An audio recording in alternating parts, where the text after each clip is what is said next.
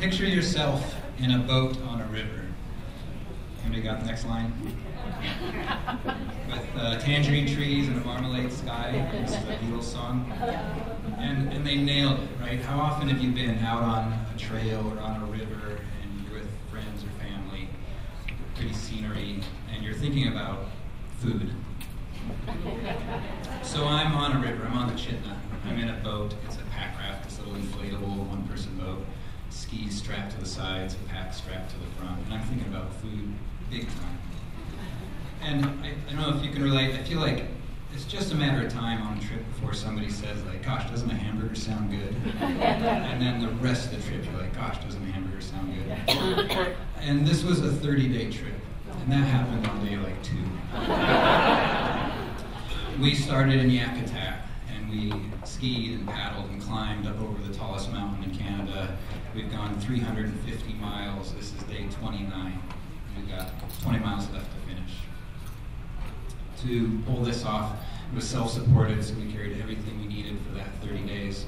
So we started with between 120 and 130 pounds per person, and about half of that was food. And it's hard to know how to plan 30 days of food, like on your back. But we brought the same stuff that you would expect to bring, like trail mix and meat and cheese, cookies, crackers, dehydrated dinners. And I knew I wanted some treats, some foods that would appeal even on week 3. And so one of those treats was pizza. And this wasn't my first foray in fast food. I had done a trip earlier with friend Tyler, and he convinced us to bring a 10-pack of Taco Bell bean burritos. and you know this is a bad idea. It's very convenient, but like, they're not that good to start with. And this was a winter trip, so then they froze, and then they're really not that good. And then we determined that the best way to thaw them was to sleep with them. So we're at a 2-man 10, 3-person team, 10 burritos.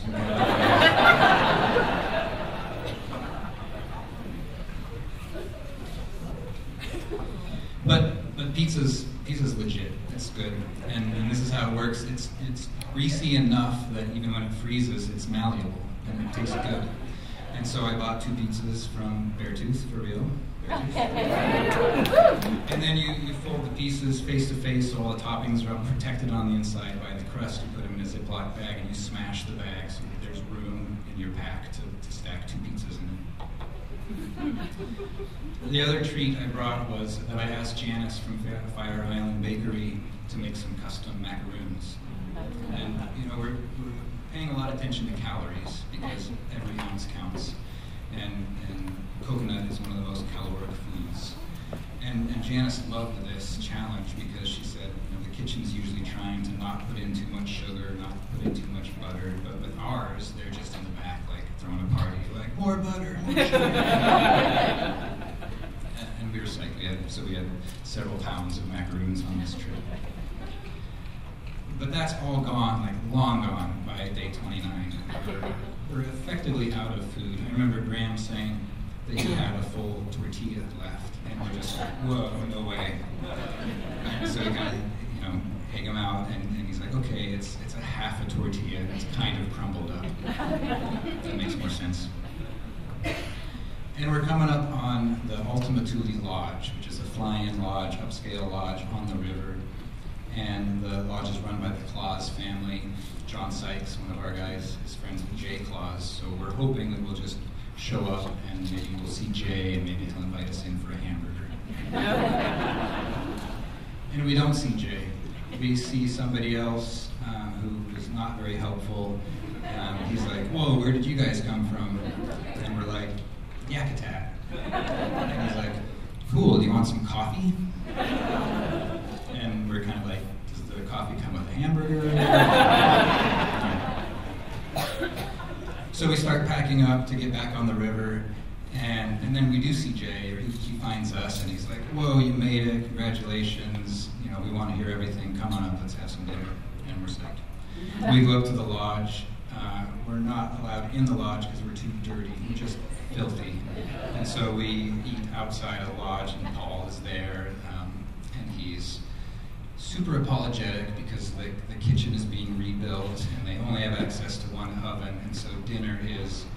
fish sticks and tater tots. And we are just like, fish sticks and tater tots, this is amazing. Nectar of the gods. And there's cookies and there's fruit, and we're just gorging. We say our thanks, we say our goodbyes, we get in boats, head down the river.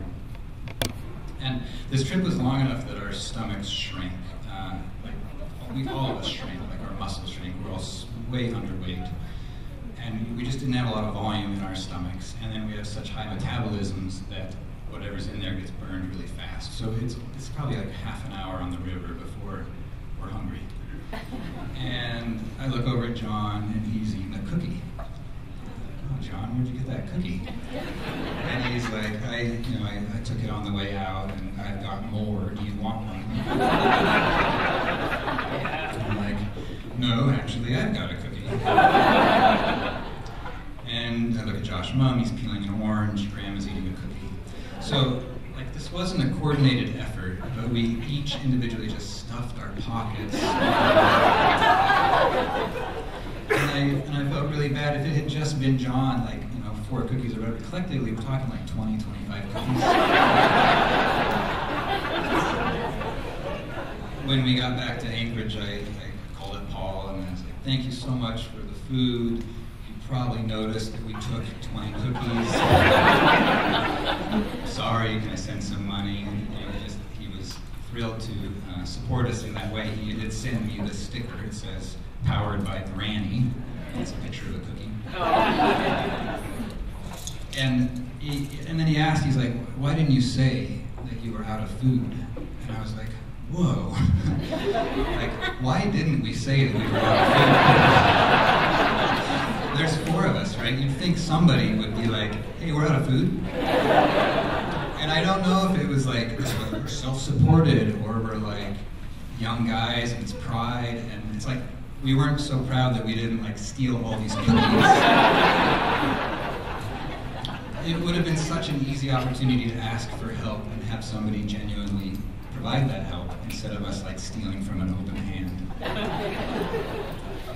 So in the spirit of help, I did bring a bunch of Ziploc bags, and if you need some guidance making these pizza balls, I'd be happy to help during the intermission. Just let me know. Thank you. Sarah Glacier for the Packcraft Handbook, which has won many popular book awards. So this is an official document from the Alaska Legislature honoring you and Sarah's efforts in this book.